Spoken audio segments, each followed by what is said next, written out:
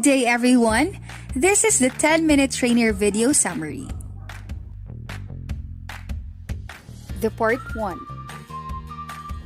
When they do it, they get it. Here is a more detailed list of 60 seconds activities and how you might use them in your training. Connections. These are opening activities that connect learners to each other, to what they already know about the training topic, and to what they want to learn. Sponges. Use this to soak up time at the opening, during a break, or when participants finish an activity or gain early. Pair shares. Use this as a quick review exercises throughout the training. Shout-outs. Use this as opening activities to find out what learners already know about the topic. Use them also as a quick review exercises. Think and write. These are introspective review activities that you can use throughout the training. And lastly, the signals. Use this to check for understanding or as a yes or no answers to verbal questions. What is 60 seconds? A 60-second activity is short enough to hold your learner's attention, yet long enough to provide a quick review of a segment of information. And including 1-minute activities keeps your training participants attentive, interested, and involved. What 60 seconds can do? Repeat. Repeat what they just heard, which will help them remember it longer. Review. Review material in a number of creative ways. Think. Think about what they have just learned. Keep. Keep in minds alert and attentive. Re-energize. Re-energize their bodies. Become. Become active participants in their own learning. Link. Link what they have just learned to what they already know. Feel. Feel what they already know is worthwhile. And lastly, increase. Increase their short-term memory. Another bird's eye view activities of Got a Minute. Connections, time sponges, pair shares, think and write, signals, doodles, pop-ups, mark-ups, tickets out, action plans, and celebration. What is connection? It is an opening activity that helps learners to focus on what they know or what they want to know while also introducing themselves to other learners. A connection differs from an icebreaker in that the latter is usually social and not topic-related, whereas the former always connects learners to the topic as well as to each other. What does a connection do? Form. It forms a safe learning community with the other learners in the room. Remind. It reminds themselves of their own personal learning goals. Become. Become aware of what they already know about the training topic. Focus. It focuses their energy in learning from the moment they enter the room. And feel. It feels a sense of belonging as well as safety. Relax.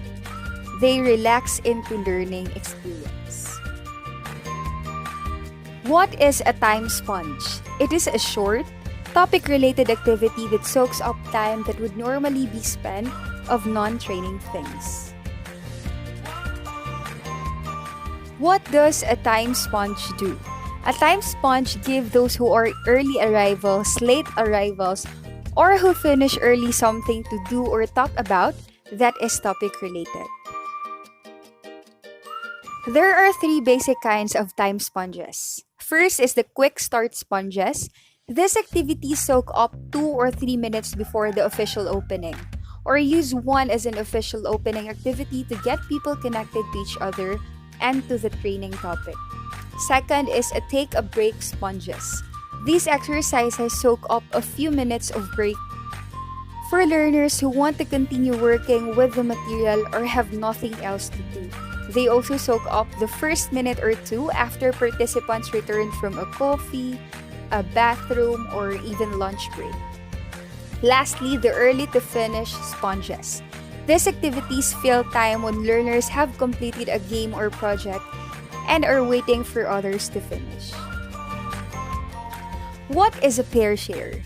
Each learner turns to another person and engages in a short discussion about something that is topic related. With a pair share, learners do not have to worry about how they will sound in front of their peers, nor do learners need to be concerned about whether or not they know the right answer. After all, the only person they will be talking with will be the person seated next to them. What does a pair share do? Review. It reviews information in a quick and low-risk way. Remember. It remembers what they just heard. Connect. It connects what they just heard with what they already know, and they connect with each other in order to build a safe learning community. And lastly, become. Become more comfortable with interaction and active involvement in the learning. What is a shout-out? It is an activity that encourages learners to state what they already know or have learned about the responding topic-related question or comment from you. It also increases learner involvement as well as critical thinking skills because learners need to come up with more than one right answer. The shout-out is one of the most versatile 60-second activities around. Experiment with it to make it work for you and your learners. What does a shout-out do? Elicit. Elicit verbal responses to a group of learners. Structure. Structure learner statements so that they will have a specific type of response, like the facts, the questions, answers, or specific number of responses. Make. Make the group responsible for thinking up the answers to a topic-related question. Involve. It involves more learners so that the same people aren't always answering the questions. Increase. It increases critical thinking about the topic. Validate. Validate what the learners already know about the topic. Transform. A lecturer from a monologue into a dialogue. Eliminate. Eliminate the total silence that follows when you say, "Are there any questions?" And lastly, check. It checks for understanding. What is think and write? During this activity, learners take a moment to think about what they have learned and then write down their thoughts as per your instructions. The think and write is more introspective than other 60-second activities because learners quietly reflect upon what they learned. What does a think and write do? Deepen. It deepens their own understanding of the concepts learned. Link. It links what they are learning with what they already know. Experience. It experiences a moment of quiet energy as they reflect on what they have learned. Discover. It discovers what they may still have question about. Relax. It relax and take a break from interacting with other learners. Begin. It begins to internalize the information they are learning. And lastly, move. It moves the information more into a long-term memory. What is a signal? A signal is a hand or body motion or a choral response used by learners to answer a question or demonstrate their understanding of a concept. What does a signal do? Remain. It remains awake and involved in the lecture. Think. It think about what they have heard. Make. It makes some opinion-based decisions about what they have learned. Interact. It interacts with the new information in a quick and low-risk ways. And it stay. It stay focused on material being presented. What is a mark-up? It is an activity in which you instruct learners to mark their written material in certain ways so that they will remember the information longer. According to educational research, most learners only remember about 10% of what they read. If they interact with the written information in some way, the probability increases that learners will remember more of what they read. And since mark-up is a kinesthetic, it requires movements. Participants who learn through doing will find it easier to pay attention when listening to a lecture. What does markup do? Remain. It remain focused on the written material in front of them. Think. It think about the information as they read it. Analyze the new information while reading it. Make. Make the written material more meaningful and memorable. Find. Find the written key points more quickly after the training is over. And lastly, the review. Review written information more easily later. What is a ticket out? It is a written comment or verbal statement from the learners about what they have learned, what parts of the information are still confusing to them, and a question they may still have or what they considered to be the most important concept or main idea from the material presented. What does a ticket out do? Check. It check for understanding, that is to find out what material is most or least understood. Decide. It decide what material you may need to reteach. Answer. It answer questions that learners may not feel comfortable asking in front of the whole group. Get. It get a feeling for where your learners are both intellectually and emotionally in the training. And lastly, know. Know whether you're on track or not with both the information and the learning needs of the participants. What is an action plan? It is a participant's verbal or written commitment to do something with what he learned. It is an activity that encourages learners to think about the learning and to use it in some way after the training is over. An action plan also helps participants evaluate the training by thinking about what they have accomplished and how it matches up with their training goals, and that is what they wanted to learn. What does a 60-second action plan do? Review. It review what they have learned and what they feel is really important to them. Remember their personal learning goals from the beginning of the training. Third, evaluate. Evaluate whether or not these goals have been met. Decide. Decide upon a course of action to take with what they have learned. Make. Make a commitment to follow this course of action. Apply. Apply what they have learned to real-life experiences. Realize. Realize that true learning involves doing something with what they have learned. What is a celebration? It is a closing activity that ends the training on a positive note, often with a burst of energy and enthusiasm. Like a connection activity at the beginning of the training, a celebration connects learners to each other once again at the end of the training. The celebration ensures that training participants leave a feeling good about what they learned and the learning community they have shared. What does a celebration do? Create. It creates a burst of positive energy and connections among the learners as they leave. Strengthen. It strengthens the learning community of the group, which is especially important if the group members work together or if they have more training days in front of them. Reconnect. It reconnects learners to each other, to the topic, and to you. Remind. Remind learners of what they have learned. Encourage. It encourages learners to make a commitment to use what they've learned. And lastly, end. End the training on an upbeat, positive, and memorable note. Why Take 5? In the United States, Take 5 is a familiar filmmaking phrase that signifies a short rest or break. Ironically, with a longer commercial time between the American televised program segments, the phrase could now refer to commercial breaks. And as you read in the introduction of a 10-minute trainer, after about 10 minutes of television viewing, Americans take about a 5-minute commercial break. What does Take 5 games can do? Repeat and review. Repeat and review in a variety of fun and interesting ways what has been learned in the training. Remember.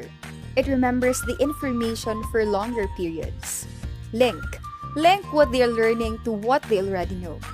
Increase. Increase both short-term and long-term memory of important information. Remain. Remain alert and involved throughout the training. Keep their minds involved and their bodies energized. Share best practices with each other. What is a postcard partner? It is an opening game that connects learners to each other and to the topic in an entertaining way. Each learner chooses a piece of a postcard, then stands and finds his partners, the participants in the group who have the other pieces that go with his postcard. When they find each other, they form standing pairs or triads and put their postcard together. They turn the card over and answer on a topic-related question or discuss a topic-related issue that is written on the back. What does a postcard partner do? Connect with each other and the topic. Begin to form our learning community for the duration of the topic.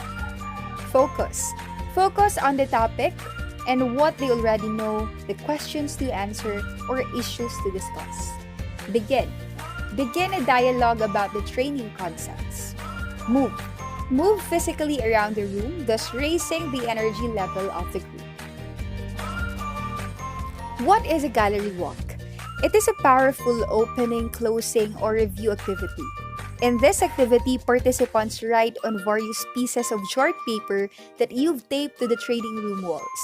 With a gallery walk, you can gather a lot of learner-created information in a little time. The activity is easily adaptable to the training goals, your learners' needs, the size of the group, and the learning environment. What does a gallery walk do? It connects learners to both new and old information. It helps learners focus on what they already know and what they want to learn.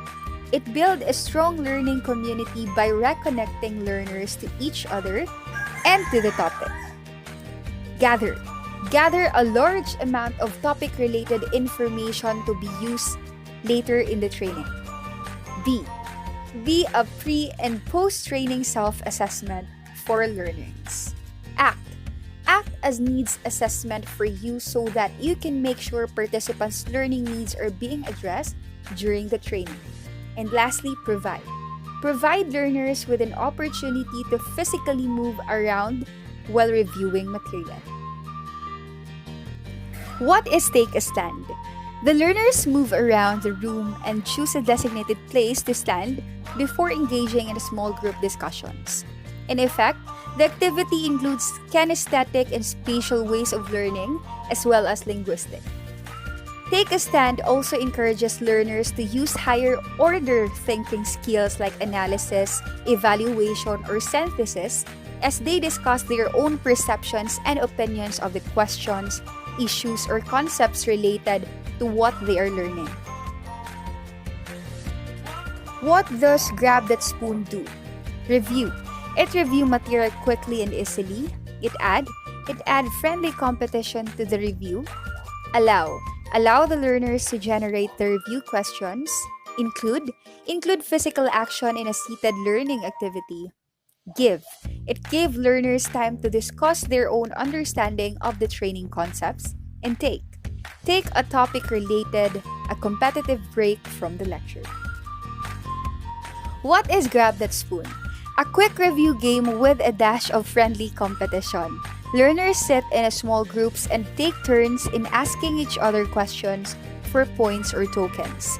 The person who first grabs a plastic spoon gets to answer the question. The competition heats up as learners realize that the fastest person has the most chance of winning. What does Grab That Spoon do? Review. It review material quickly and easily. It add friendly competition to the review. Allow the learners to generate the review questions. Include physical action in a seated learning activity. It gave learners time to discuss their own understanding of the training concepts. And take a topic related, a competitive break from the lecture. What is Place Your Order? It is a review game in which participants work together to put a series of cards in the correct order. Each card describes a specific step in the topic-related procedure. You provide the card sets and the answer key cards. Each small group self-corrects by checking its completed card set against the answer key. What is metaphor magic? This activity uses the power of metaphors and analogies to capture the essence of a training concept. Metaphors and analogies are phrases that compare one thing with another thing that is unlike the first. Metaphor are right brain training tools because they create mental images that instantly communicate concepts without the need for long explanations. What is Let's Trade? Learners write a comment, question, or piece of information as directed by you on an index card. Then learners walk around the room trading cards a number of times. At the end of the activity, they do something with the card as per your instructions. For example, they can read the cards aloud, ask or answer the questions aloud, create a short demonstration to teach the card's concept, or discuss the cards that they considered the most important. What is walkabout? It is simply a way to give learners the opportunity to walk and talk at the same time. Instead of sitting or standing in one place, participants form walkabout pairs or triads and walk around the room or outside and back in while reviewing the training material. What is a blackout bingo? Each learner makes his own bingo card, fills in the bingo squares as directed by you, and then collects signatures from other participants by defining or by giving examples of his bingo card items. The point is to be one of the first to get a signature for every bingo item. Blackout bingo combines a conceptual review with physical exercise, friendly competition, even though it's possible for everyone to win, and a high-energy way to celebrate learning. All in all, it's a great way to close a training session.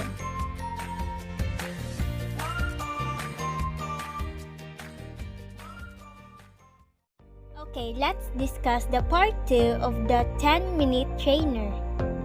Are you ready? Let's go! The learning brain. The human brain is a phenomenally efficient and eminently adaptable learning tool. It can't help but learn. That is its basic function, to make sense out of the world around it. It is a pattern-seeking device, always hunting for the mosaic pieces of its world, which it can then combine in an infinite ways to create its own artistic masterpiece of what reality is, according to the patterns it has identified. Emotions directs attention, which directs learning. Let's face it, no one likes to be told what to learn. Encourage maybe, but we want to choose the content and the learning methods. The desire to explore what interests us in the world around us, in our time and in our way, is a basic to the human brain. The brain research illustrates the power of emotion in determining what our learners will pay attention to, what they want, and what they will finally end up learning. When we as trainers understand the brain research about learning and we know what drives learning or emotion, then we can create learning experiences that are compatible with how the brain learns rather than using methods that only tire and frustrate it. What is the RAS and what does it do? This pinky-sized area of the brain has a scientific name, the Reticular Activating System or RAS. A more common name for it is the attention maker. It is located near the brainstem or cervical brain, the part of your brain that controls the fight or flight response. It sends electronic signals from your brainstem through the limbic or emotional brain to your cerebrum or thinking brain. The attention maker has two specific jobs. It makes or breaks attention. The first job is to make your thinking brain pay attention to what is going on in the environment. The second job is to break or stop your thinking brain's attention to the environment, causing the cerebrum to go on automatic pilot, that is, to do certain actions automatically while thinking of the other thing. The cerebrum needs the RAS to screen sensory data in order to save you both time and energy. It takes a great deal of mental energy to be consciously aware of all the sensory stimulation around you. It also takes energy to decide what, if anything, to do about all the sensory data. The thinking brain can save itself a great deal of energy by not consciously paying attention to every sound, touch, taste, smell, movement, and so forth. Learning, teaching, and the RAS, or the reticular activating system.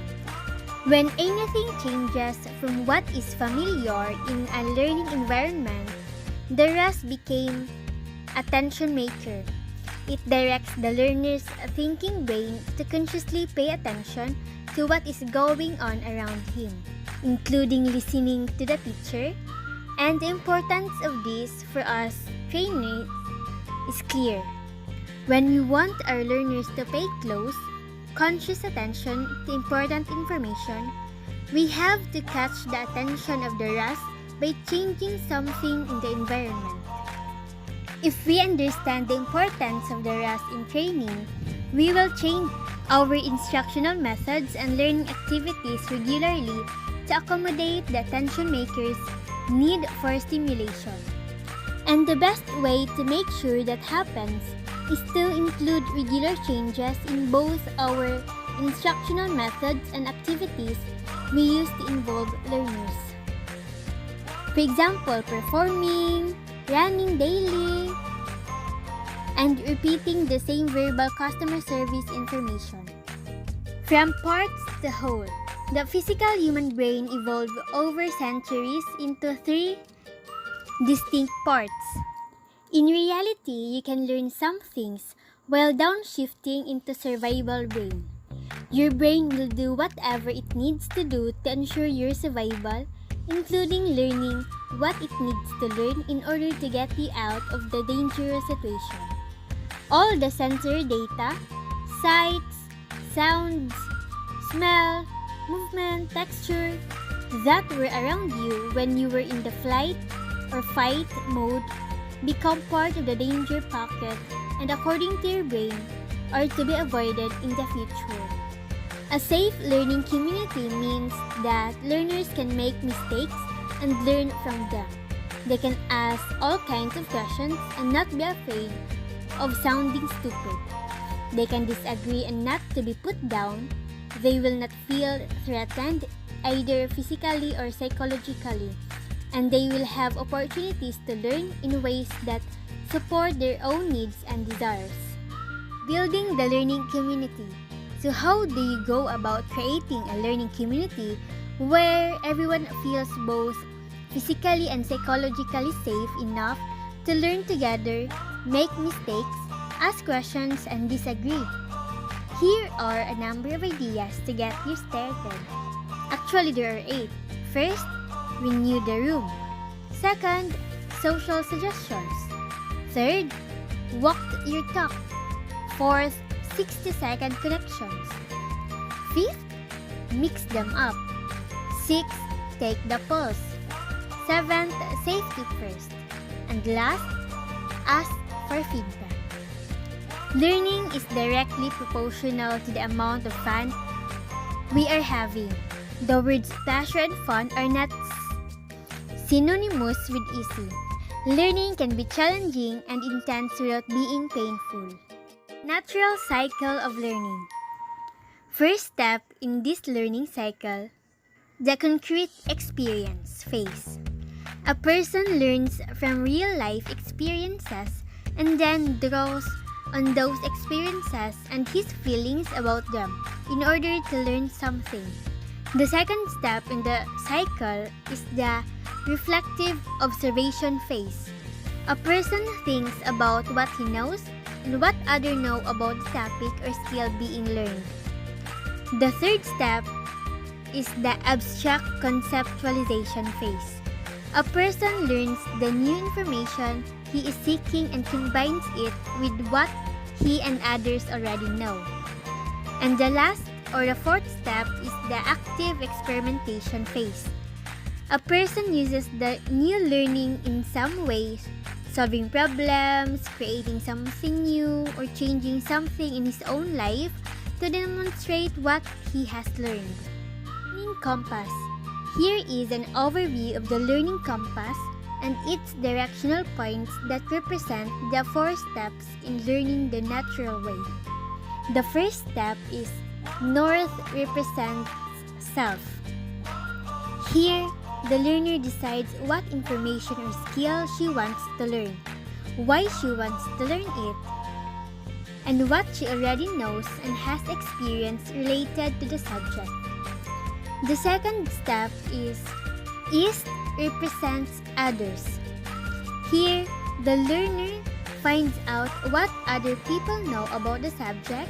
These people may be family, friends, community members, co-workers, teachers, or other learners in the learning experience itself. Third, South represents information. Here, the learners begins to gather new information to add to what she and others know. She maybe gathers information a number of different ways through books, videos, courses, meetings, and so on. And West represents actions. Here, the learners put the new knowledge to use, practices a skill, or does something with what she has learned. This is where all things leads to action, a completion of a goal. Let's bring learning the natural way into your training room. Remind yourself of the 4 compass points and what they represent.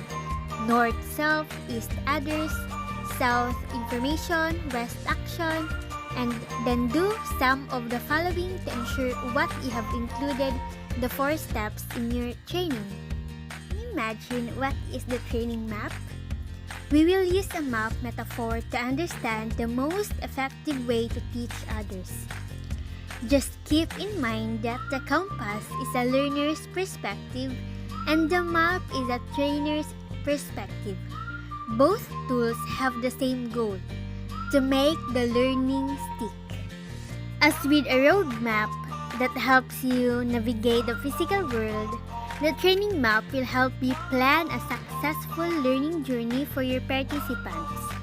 The training map is a metaphor for the 4 steps of the teaching process and what a trainer needs to do in order to make it the learning experience meaningful and memorable. The Accelerated Learning Handbook by Meir calls the 4-step training model as the 4 phases of learning, namely, first, preparation, second, presentation, third, practice, and last, performance. Or we can call this 4 P's. How to use the training map? There are 4 steps. First step is making the connections from north, self, or east, others. Second step, explaining the concepts from east to south or others to information. The third step is practicing the skills or from south to west and from information to action. And the last step is celebrating the learning or from the west to north or from the action to self. That's all. What a power or training template. Templates simply help us do what we want or need to do. And actually templates save us time, lots of time. We use templates, we want to speed up and creating or doing something. So before we proceed to our training, let's do plans and templates to save time and space. That's all, thank you. Hello! Are you ready for the part 3? Now, let's go further. Now, let's start. The 4 elements to increase motivation and memory in learning. Clue will help us remember how to make our training both motivational and memorable one. C stands for creative. Means you consistently choose methods of teaching and learning that are interesting, unusual, and intriguing to the participants. It will exercise trainers' creativity in designing and delivering unforgettable training and allow time for learners to practice and apply the new information in creative ways. L for linked means that you provide ample opportunities for learners to link the training concepts to what they already know, that is, to link the new to the old. U for useful means that the new information is directly applicable to learners' lives. And last, E for emotional means that there is a positive correlation between what training participants are learning and how they feel about what they are learning. To make your training more creative, add the following to the training techniques you already use. Remember, there are 7. First, write brain reports. It means give learners the opportunity to work in small groups to which uses one of the following right brain reporting methods. Example, song, rap, poem, dance, movement, drama, sculpture, and so on and so forth. Second, stand, walked, and talk. Means balance learners' time to passive sitting and listening with active standing, walking, and talking. They can move around the room while discussing the information they just learned. Third, brainstorming time. Encourage learners to work collaboratively in pairs, triads, small or large groups to create a multitude of ways to solve problems, provide solutions, answer questions, collect facts, and think of new uses of learned material. Fourth, more than one right answer. Means learners have to come up with a number of correct answers, thus forcing them to continue thinking in more complex and creative ways. Sixth, learner creative challenges. Learners create their own questions, quizzes, and games. Learners can also challenge each other with their own game show and handmade quizzes. Next, make it outrageous.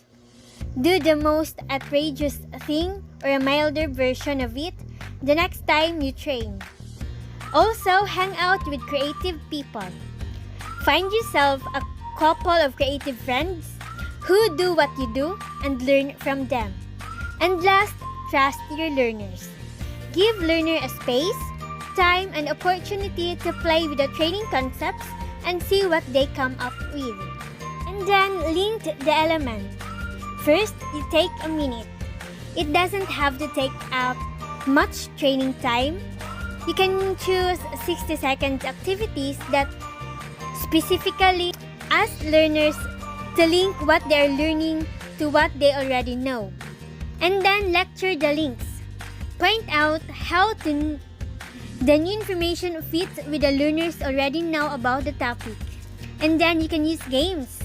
Choose a game format. Substitute your own content combined with what learners already know and give them time to review new and old information by playing the game. Also, learner-created games. Have them work in small groups to create board or card games by using all the topics related to information at hand. And of course, the last, talk about it. Always allow time for learners to discuss what they are learning and how it fits with what they know. The more dialogue time with learners have, the deeper their linking will go. The greater their understanding and the longer will remember the information they learned. First, let's tackle the useful element. First, real-life challenges. Give learners real-life problems to solve. Then, demonstrations. Give learners time to demonstrate how they could use the information that could take the forms of skits, chart drawings, list presentations, news reports, sculptures, interviews, simulations, or whatever the learners think of that, how they can use what they learned. And then improvisation. This is an activity that involves learners in a simulated, real-life situation without using rehearsed scripts. The purpose of the improvisation is to model or use the new trading concepts. Also, graffiti wall. This is a large wall space covered with chart paper where training participants write ideas, questions, reactions, or comments on the paper with felt pens. And then show or job shadowing. It allows time for learners to observe how the trading concepts and skills are being applied by shadowing someone who is actually using those concepts and skills. Then we can have guest speakers. Invite a person to speak who is already using the skills you are teaching. Allow time for learners to ask questions and to engage in a dialogue with these persons. And last, action plans. Give learners time toward the end of the training to think, talk, and write about what they plan to do with they have learned. Okay, let's talk more about emotional element. Okay, first, connections are the keys. Always begin your training with connections.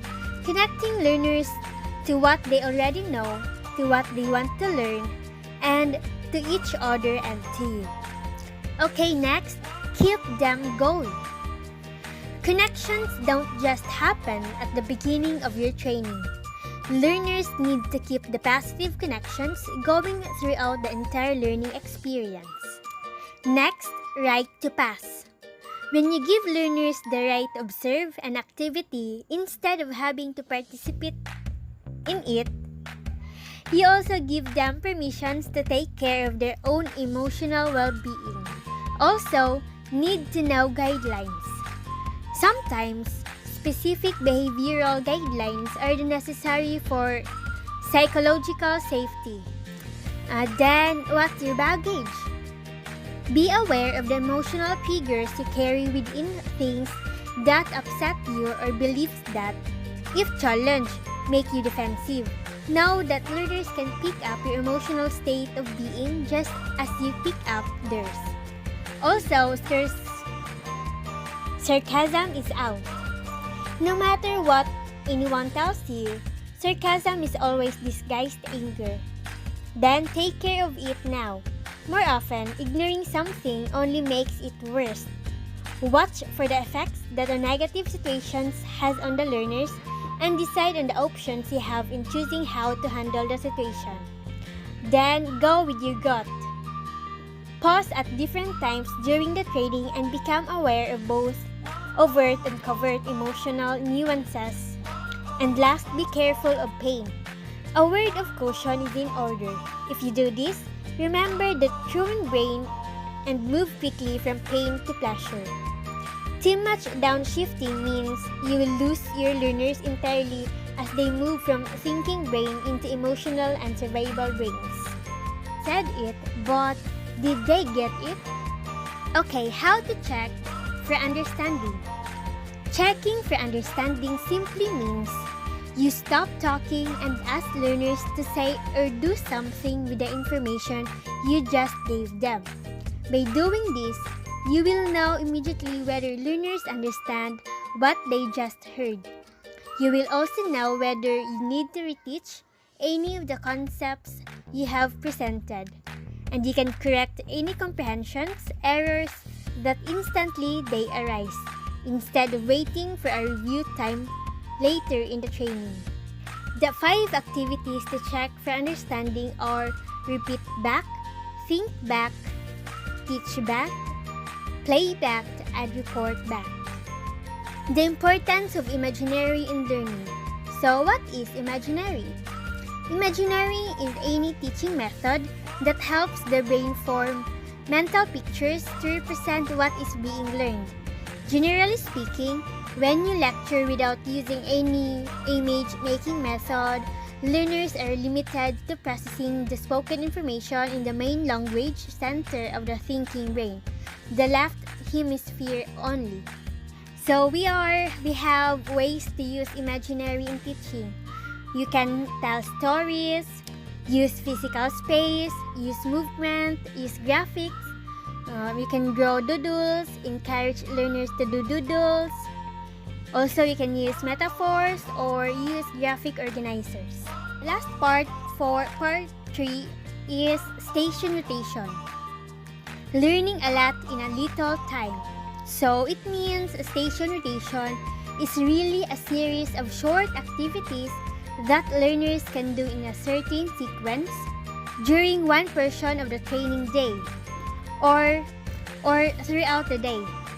The short activities all take place at the same time in different parts of the training room. In small groups, learners rotate from activity to activity, following the written or audio tape instructions, and each activity table or station. All activities are built around concepts during the training. All activities introduce, review, or apply these concepts in various ways. That's all for the 10-minute trainer. Let's celebrate success and thank you for listening.